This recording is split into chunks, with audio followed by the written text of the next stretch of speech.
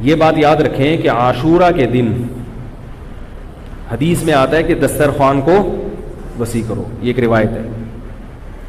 میں نے پچھلے سال اس مسئلے کی خوب تحقیق کی تھی، اس کا میں خلاصہ بیان کر رہا ہوں. عاشورہ کے دن دسترخوان وسیع کرنے کے بارے میں جتنی بھی حدیثیں ہیں کوئی بھی صحیح حدیث بولو بھائی نہیں. پہلی بات تو یہ ہو گئی. دوسری بات یہ، اگرچہ صحیح حدیث نہیں ہے مگر کثرت طرق کی وجہ سے سندیں بہت ہیں، روایتیں بہت ہیں، تو جب ضعیف حدیث کی سندیں زیادہ ہوتی ہیں تو وہ درجہ حسن کو پہنچ جاتی ہے، قابل قبول بن جاتی ہے. تو اس بنیاد پر عاشورہ کے دسترخوان وسیع کرنا، لوگ دیکھا ہوگا نا عاشورہ میں اپنے گھر والوں کو بہت کھلا رہے ہوتے، تو اس کے بارے میں علماء کی دو رائے بن گئی. بعض علماء یہ کہتے ہیں کہ چونکہ حدیثیں ضعیف ہیں لہذا عاشورہ کے دن دسترخوان وسیع کرنا بدعت عمل ہے، جائز عمل نہیں ہے، اس کی کوئی فضیلت نہیں ہے. یہ عرب کے بعض علماء کا یہ مذہب ہے. ہمارے جو بر صغیر کے زیادہ تر علماء، جن میں حضرت مفتی محمد تقی عثمانی صاحب دامت برکاتہم بھی ہے، جن کا علم ساری دنیا میں مسلم ہے، ہم ان کی خاک کے برابر بھی نہیں ہیں، ان کی رائے یہ ہے کہ علم حدیث کا اصول ہے کہ کثرت طرق کی وجہ سے یہ حدیثیں حسن کے درجے کو پہنچ گئی ہیں، لہذا عاشورہ کے دن کھانا کھلانا افضل عمل ہے. اور اصولی لحاظ سے ان کی یہ دلیل بہت مضبوط ہے، کیونکہ بہرحال ایک محدثین کا لگا بندہ اصول ہے کہ کثرت طرق کی وجہ سے ضعیف حدیث کیا ہو جائے گی. بھئی یہ کمزور آدمی آپ کو ایک بات آگے بیان کرتا ہے، دوسرا بھی بیان کرتا ہے مگر وہ بھی ہے کمزور، مگر تیسرا بھی، تو اب وہ تینوں مل کے ان کی بات میں جان آ جاتی ہے نا. آئی بات سمجھ میں؟ اب لیکن بعض حضرات اس کے بھی خلاف ہیں. میرا جو اپنا، میں بہت نالائق ہوں، مجھے عجیب سا لگتا ہے میں علماء کے بارے میں یہ کہوں کہ میری رائے ہے، میری کوئی اوقات نہیں ہے، لیکن اب لوگ بیٹھے ہوئے ہیں سننے کے لیے. میں نے جب اس مسئلے کی تحقیق کی تو اصولی اعتبار سے تو حضرت مفتی محمد تقی عثمانی صاحب جو ہمارے بزرگوں کے بھی بزرگ ہیں، ان کی بات بالکل ٹھیک ہے کہ کثرت طرق کی وجہ سے حدیث حسن کو پہنچ گئی ہے. لیکن ایک مجھے علمی اشکال ہے اس میں.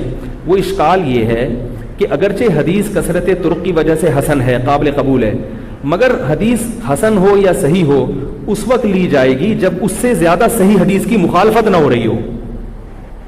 بات آ رہی ہے سمجھ میں؟ عاشورہ کے دن روزہ رکھنے والی جو حدیث ہے وہ متفق علیہ صحیح ہے، بخاری اور مسلم، اس کی سند بالکل بے غبار ہے. کھانا کھلانے والی حدیث پہ اشکالات ہیں. تو روزہ اور کھانا جمع سمجھ میں نہیں آ رہا. بھئی روزہ اور کھانا جمع، بھئی روزہ رکھنے میں بھوکا رہنے کا حکم آ رہا ہے، جب خود کرو گے تو پھر پبلک گھر والوں کو بھی روزہ رکھاؤ گے نا. اور کھانا کھلانا بالکل اس کے اپوزٹ ہے. تو اس لیے مجھے اس بارے میں علامہ ابن تیمیہ رحمہ اللہ تعالیٰ کی رائے زیادہ صحیح معلوم ہوتی ہے کہ وہ کہتے تھے کہ بعض شامی لوگوں نے یہ حدیث گڑھی ہے اور ان کا مقصد تھا شیعہ لوگوں کی مخالفت. بعض سنیوں نے شیعوں کی مخالفت میں بھی غلو کیا ہے. شیعہ اس دن کو منحوس سمجھتے ہیں تو انہوں نے نحوست ختم کرنے کے لیے حدیثیں گڑھی، کھلاؤ پلاؤ، عید کا دن بنا دیا اس کو. سمجھ میں آ رہی ہے بات؟ تو شیعہ کی مخالفت میں بعض لوگوں نے ایسی روایتیں گڑھی ہیں کہ تاکہ یہ دن کھانا پینا ہو، اور روزے میں تو ظاہر ہے صبر کرنا پڑتا ہے نا، تو شیعوں کی مخالفت میں غلو کیا ہے بعض لوگوں نے. تو اس لیے میری جو ذاتی ٹوٹی پھوٹی رائے ہے، ناقص رائے ہے کہ روزے والی حدیث بہت مضبوط ہے اور یہ جو کھانا کھلانے والی حدیث ہے یہ اس کے اپوزٹ ہے. اگرچہ یہ بھی حسن ہے لیکن جب زیادہ صحیح حدیث کی مخالفت ہوگی، احناف کا، فقہ حنفی کا تو اصول ہے کہ خبر واحد اگر قرآن کے خلاف ہو تو وہ قابل قبول نہیں ہوتی. خبر واحد چاہے بخاری کی ہو، اگر حدیث متواتر کے خلاف ہوگی تو بھی قابل قبول نہیں ہوگی، چونکہ جب زیادہ طاقتور چیز آ جائے گی تو اس سے جو کمزور چیز ہوگی اس کو ترک کر دیا جائے گا. اب ایک آخری بات میں کہ بعض علماء اس کا جواب دیتے ہیں کہ بھائی عاشورہ کے دن روزہ بھی رکھ سکتے ہیں اور افطاری میں دسترخوان وسیع بھی کر سکتے ہیں، تو یہ حدیثیں جمع ہو سکتی ہیں. اور بعض نے یوں تطبیق دی کہ خود روزہ رکھو لیکن گھر والوں کو بولو بھائی خوب کھلاؤ پلاؤ، دن میں کھلاؤ. تو میری نظر میں یہ دونوں تعویلات بعید ہیں. بعید اس لیے ہیں کہ خود روزہ رکھو گے تو ظاہر ہے اصول ہی ہے کہ جب یہ دن روزے کا ہے اور نبی نے اس کی بہت بڑی فضیلت بیان کی کہ پچھلے 1 سال کے روزوں کا کفارہ ہے، تو عقل یہ کہتی ہے کہ اس نیکی میں اپنے گھر والوں کو اپنے ساتھ شریک. جیسے میں نے بتایا نا کہ بھئی میں نے بچوں کو بھی کہا رکھو روزہ، گھر والوں کو بھی کہا، تو بھئی خود رکھو تو ان کو بھی تو عبادت کی یہ فضیلت صرف میرے لیے تھوڑی ہے، تو ان کے لیے بھی ہے نا. تو جب آپ کھلائیں گے تو روزہ تو نہیں. اور یہ جو رہا مسئلہ کہ افطاری میں پبلک کو افطاری میں دسترخوان وسیع کریں, یہ دو وجہ سے دل کو لگتی نہیں ہے یہ تعویل. ایک تو یہ کہ افطاری میں تو ویسے ہی دسترخوان وسیع کرنے کا دل چاہتا ہے.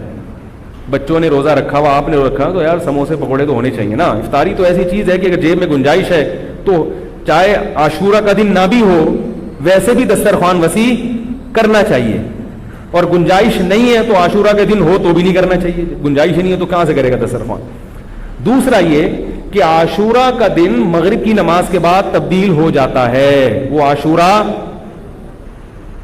بھائی جب افطاری کا ٹائم آیا, سحری کا ٹائم تھا, تو اس میں وہ عاشورہ کے دن سے جو لفظ متبادر ہوتا ہے نا, وہ تو دن متبادر ہوتا ہے, وہ ابھی شروع نہیں ہوا ہے, وہ تو صبح صادق کے بعد شروع ہوگا. تو سحری میں دسترخوان وسیع بھی نہیں ہو سکتا, یعنی حدیث کے ظاہر کے خلاف ہے یہ.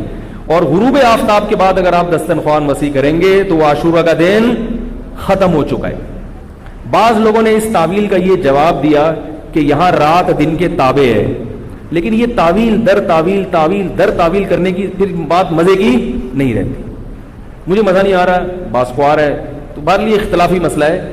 تو اس لیے مجھے جو زیادہ صحیح بات لگتی ہے کہ جب ایک مستند بے غبار روایت موجود ہے روزہ رکھنے کی تو اسی کو فوکس کرنا چاہیے, اور یہ روایت اس کے بالکل مجھے لگتا ہے کہ اپوزٹ ہے. تو میری رائے یہ ہے کہ دسترخوان وسیع نہیں کرنا چاہیے. ویسے تو جب چاہیں وسیع کر لیں, بچوں کو خوب کھلائیں پلائیں, لیکن خاص عاشورہ کے دن اس کی میرے خیال میں کوئی فضیلت نہیں ہے. البتہ اتنے بڑے علامہ ہیں حضرت مفتی تقی صاحب, ہم ان کی خاک کے برابر بھی نہیں ہیں, تو ان کی رائے کو اگر کوئی فالو کرتا ہے تو بھی ٹھیک ہے. کہ میں یہ کام نہیں کرتا, چونکہ مجھے ابن تیمیہ رحمہ اللہ کی رائے اس بارے میں ذرا زیادہ مضبوط معلوم ہوتی ہے. لیکن ابن تیمیہ رحمۃ اللہ نے یہ دلائل نہیں دی ہیں, انہوں نے روایات سے بحث کی ہے اور اس میں تھوڑا سا تشدد کیا ہے انہوں نے, کیونکہ وہ روایات کے ضعیف قرار دینے میں تھوڑے سے متشدد مشہور ہیں. لیکن یہ کہ مجھے پھر اس میں یہ جو دلائل ہے نا جو دوسرے اس کے ساتھ ملائے ہیں, ان کی روشنی میں ایسا لگتا ہے کہ یہ عاشورہ کے دن جو کھانا کھلانے والی روایت ہے یہ اتنی زیادہ مضبوط. محرم میں شادی بیاہ بھی کیا کریں. محرم میں شادی کے بہت سارے فائدے ہیں. ایک یہ کہ برکت ہوگی انشاءاللہ, محرم کا مہینہ ہے. دوسرا فائدہ یہ کہ بدعت کی, جو لوگ سمجھتے ہیں محرم میں شادی غلط ہے تو بدعت کی مخالفت ہوگی, اس کا الگ سے ثواب ملے گا. تیسرا فائدہ یہ کہ محرم میں شادی ہال سستے ہوتے ہیں, سستے میں شادی ہو جائے گی. کیا خیال ہے؟ تو فائدہ ہی فائدے, مزے ہی مزے. اور رہا یہ مسئلہ کہ محرم میں شادی ہوئی اور خدا نخواستہ ناکام ہو گئی, ابھی لوگ یہ بھی کرتے ہیں ناکام ہو جائے, کہتے ہیں محرم میں ہوئی تھی نا اس لیے, تو ان سے بولو بہت سے میرے علم میں ایسے ہیں جنہوں نے ربیع الاول میں کی تھی, ان کی بھی ناکام ہو. شادی کے کامیاب ہونے یا ناکام ہونے کا تعلق اس سے نہیں ہے کہ رمضان میں ہو رہی ہے کہ محرم میں, وہ اس سے ہے کہ میاں بیوی کا رشتہ جوڑ کا تھا یا نہیں تھا, دونوں تمیز سے رہنا چاہتے ہیں کہ نہیں چاہتے. اگر دونوں تمیز سے رہنا چاہتے ہیں تو کہیں بھی نکاح ہوگا انشاءاللہ کامیاب ہوگا. اگر دونوں تمیز سے یا دونوں میں سے ایک میں اڑی ہے, وہ رہنا ہی نہیں چاہتا تمیز سے, تو حرم کے اندر بیت اللہ کے اندر بھی نکاح ہوگا تو وہ ناکام ہو جائے گا. سمجھ گئے؟ اللہ تعالی ہم سب کو سمجھنے کی عمل کرنے